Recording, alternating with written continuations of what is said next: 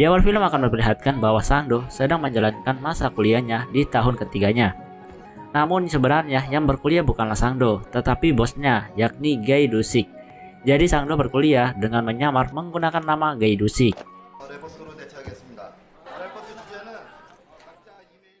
Karena kelakuan Do-sik ini, akhirnya bos besar mengetahui perbuatannya, bahwa Do-sik telah berkuliah menggunakan jasa Sang-do. Bos besar pun menyuruh Do-sik untuk menyelesaikannya sendiri. Kemudian Do-sik bercerita akan hal ini kepada Sang-do, bahwa dirinya telah ketahuan oleh bos besar. Do-sik memutuskan untuk melanjutkan sendiri sisa-sisa kuliahnya. Dan ternyata Do-sik diharuskan untuk menjalankan praktek lapangan minggu depan sebagai guru di salah satu sekolah di sana.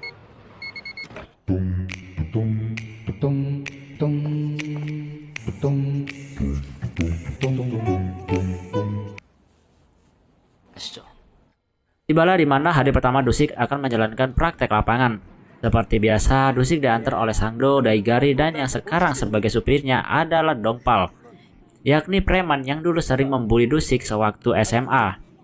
Dengan kawalan yang begitu ketat menuju sekolah, Do-sik meminta untuk menurunkannya di pinggir jalan. Namun karena terlalu kejauhan, akhirnya Do-sik telah masuk di hari pertamanya.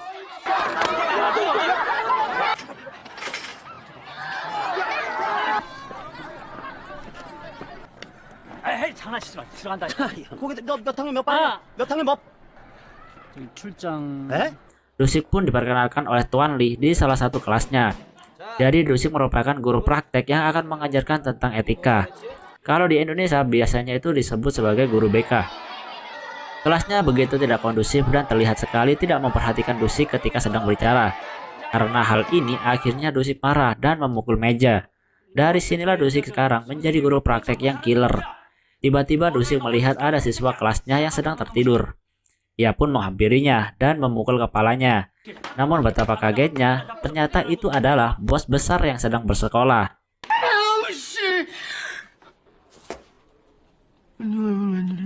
Ternyata bos besar dari gangsternya Do-sik belum memiliki ijazah sehingga ia terpaksa harus bersekolah. Karena Do-sik tidak terlalu mengerti dengan ilmu etika, akhirnya pada malam harinya Do-sik menyewa seorang guru untuk mengajarkannya tentang ilmu tersebut. Tetapi bukannya belajar, mereka malah mabuk-mabukan.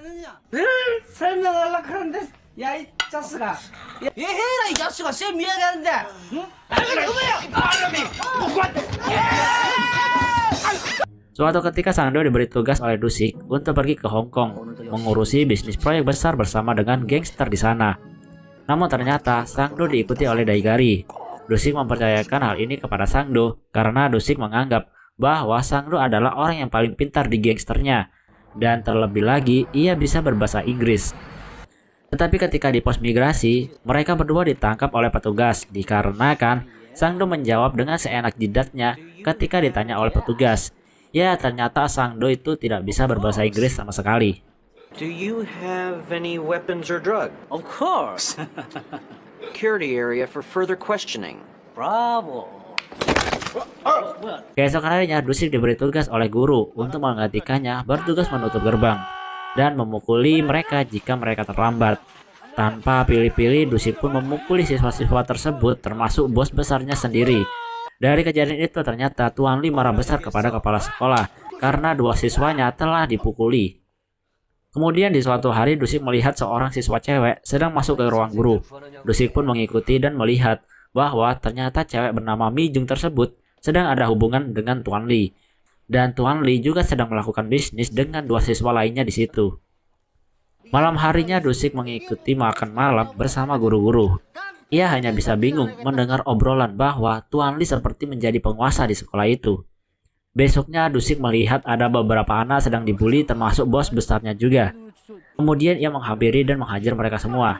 Tanpa pengecualian, Do-sik juga menghukum bos besarnya dengan memanjat di sebuah tiang. Dari kejadian ini ternyata wakil sekolah memarahi Do-sik karena ia menganggap bahwa Do-sik telah keterlaluan. Namun kepala sekolah mendukung keputusan dari Do-sik karena itu merupakan hal yang wajar di sekolah untuk melatih tanggung jawab. Sedangkan Sang-do dan Daigari yang sudah kembali dimarahin habis-habisan oleh Do-sik karena kerja mereka tidak becus. Dan terlebih lagi ternyata Sang-do tidak bisa berbahasa Inggris. Kemudian Do-sik meminta saran kepada Sang-do untuk caranya memberi pelajaran bagi siswa-siswanya. Namun tiba-tiba Daigari meledek dan mentertawakan Dusik sebagai guru yang bodoh. Dan inilah yang terjadi.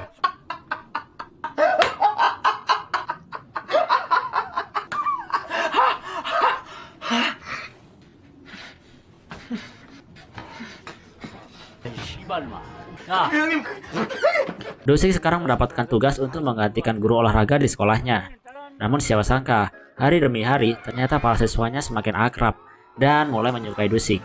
Sampai di suatu ketika Dusik lagi-lagi melihat bos besarnya sedang dibully. Meskipun Dusik sudah mengirim Dongpal untuk bersekolah lagi di SMA-nya demi menjaga bos besarnya, ternyata Dongpal dengan mudah dikalahkan oleh mereka. Di malam harinya, Dusik memperkenalkan Sangdo dengan seorang guru wanita di sekolahnya. Mereka pun kemudian minum-minum di sebuah kedai pinggir jalan. Dan ternyata pemilik kedai tersebut adalah neneknya Mijung. Mijung yang kesal dengan curhatan neneknya bergegas untuk pergi. Dusik pun mengejarnya dan memberikan nasihat kepada Mijung tidak boleh seperti itu kepada neneknya. Namun betapa kagetnya Dusik ketika mendengar Mijung mengatakan bahwa kalau kau ingin menginginkanku, maka bayarlah lebih. Mijung pun kemudian segera pergi seketika.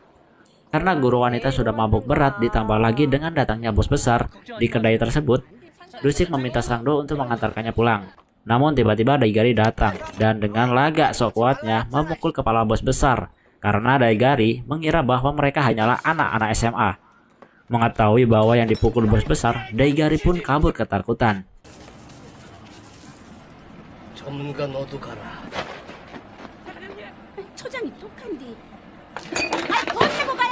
Cerita berlanjut bahwa Sangdo telah menemukan kebenaran tentang sekolah Kangsung, bahwa ternyata geng Shin dari B-Boys dalang di balik sekolah tersebut. Kemudian Dusik meminta Dongpal untuk membuntuti Tuan Lee. Di sisi lain, Daigari kembali ke markas Dusik untuk memohon maaf dan mengizinkan untuk bekerja lagi. Karena baik hati, Dusik pun memaafkannya dan berharap tidak akan membuat kesalahan lagi. Kemudian tibalah di mana geng dari Hong Kong datang ke markas mereka untuk mengobrolkan sebuah proyek besar. Namun entah apa yang dipikirkan oleh Sangdo dan Daigari, mereka malah mengejek-ngejek geng Hong Kong dan mengajaknya untuk berkelahi. Ya, karena Sangdo ternyata tidak memahami bisnisnya dan membuat mereka berebutan daerah kekuasaan. Dari kejadian inilah membuat bisnis geng Dusik terancam gagal, sehingga membuat Dusik murka kepada mereka berdua. Padahal Dusik menganggap bahwa Sangdo adalah tangan kanan yang ia percayai karena kepintarannya. Dan ternyata Sangdo sekarang tidak jauh beda dengan Daigari. Dusik semakin hari semakin dekat dengan Mijung. Dusik selalu menghibur Mijung yang kesepian. Suatu hari Dusik juga mengajak Mijung untuk bermain sampai malam. Di sisi lain, Dongpal telah membuntuti Tuan Lee yang berada di sekolahnya malam itu. Ternyata Tuan Lee telah menyalin kunci jawaban ujian. Dongpal pun bergegas untuk memfoto kejadian tersebut. Balik lagi ke Mijung yang sedang jalan dengan Dusik. Karena hujan, mereka pun berteduh di sebuah halte. Ketika Dusik ingin membelikan tas dan payung untuk Mijung di seberang jalan, tiba-tiba Mijung diganggu oleh Tuan Lee karena ia lebih memilih Dusik daripada dirinya. Dari sini kita tahu bahwa sebenarnya Mijung adalah pacar bayaran Tuan Lee untuk menemaninya di malam hari. Tuan Lee pun memberikan uang kepada Mijung dan Mijung dengan terpaksa menerimanya. Alasan dia bekerja seperti itu adalah untuk memenuhi kebutuhannya terutama neneknya. Mijung yang kesal akhirnya bergegas pergi, namun siapa sangka tiba-tiba ia ditabrak mobil berulang kali. Dusik yang baru keluar dari toko melihat secara langsung kejadian tersebut, sehingga membuatnya mengeluarkan air mata kesedihan.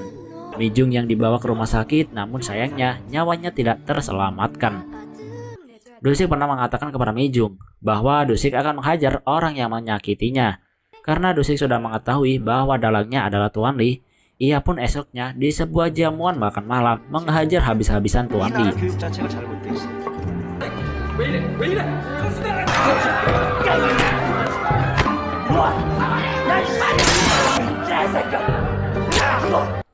Namun siapa sangka ternyata di kelasnya Dusik digosipkan telah menghamili Mijung, sehingga ia menyebabkan Mijung bunuh diri.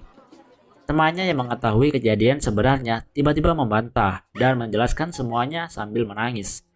Karena Dusik telah ketahuan oleh Tuan Lee dan geng B-Boys, akhirnya Dusik dihampiri ketika sedang pergi ke makam Mijung. Dusik pun dikeroyok oleh geng B-Boys untuk membalaskan dendamnya kepada Tuan Lee. Awalnya Dusik bisa mengatasi mereka semua, namun karena sudah kewalahan, akhirnya Dusik mulai dihajar oleh mereka hingga membuatnya tak berdaya.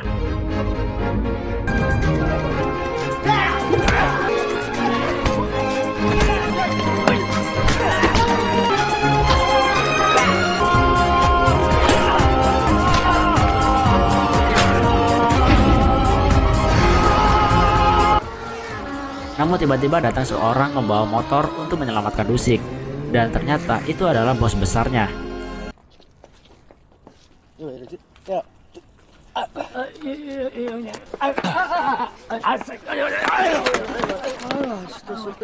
Dengan gaya pedang kayunya, bos besarnya bisa menghabisi mereka satu-satu. Kemudian datanglah Baby Boys untuk menantang duel dengan bos besar. Dan ternyata Baby Boys bisa dikalahkan dengan satu tendangan tepat di otongnya. Karena kesal, akhirnya Baby Boys mengerahkan semua bawahannya untuk menghajar bos besar dan Dusik. Dan tak lama kemudian datanglah Sangdo dan Daigari beserta pasukannya. Ya memang sih mereka datangnya terlambat sehingga menyebabkan Dusik dan bos besar babak belur. Kemudian perkelahian antara dua geng pun terjadi. Di mana di tengah perkelahian tiba-tiba anak-anak sekolah yang dipimpin oleh Dongpal datang untuk membantu mereka. Dan akhirnya geng B-Boys pun kabur. 야, 걔도시야, 나 간다. 어?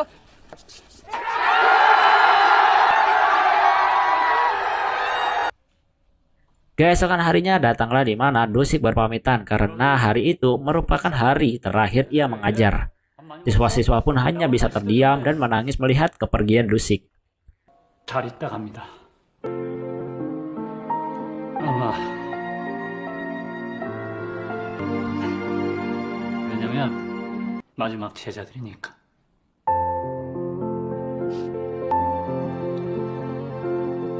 너네 담배 피지 말고 나 뼈 사 건마. 올해는 졸업해야죠. 예, 선생님. Dan ternyata Dusik ditangkap oleh polisi dan akan dipenjara. Tidak dijelaskan kenapa alasan Dusik bisa ditangkap. Tetapi kalau menurut aku, karena tindakannya yang menghajar habis-habisan Tuan Li sampai babak belur. Di sisi lain, Tuan Li juga tertangkap karena ia telah mengambil keuntungan dari sekolah dengan melakukan kecurangan. Dan ia juga ternyata menghamili Mijung. 시간이나마 우리의 개두식 선생도 선생님의 목소리가 들리는 듯하다. Di akhir video akan diperlihatkan Dusik telah keluar dari penjara, sedangkan bos besar juga sudah mendapatkan ijazah SMA-nya. Di sini kita akan juga diperlihatkan bahwa Dusik menyuruh bos besar untuk melanjutkan sekolah mafia di Italia. Dan film pun tamat. 대가리랑 같이 갔다 오시는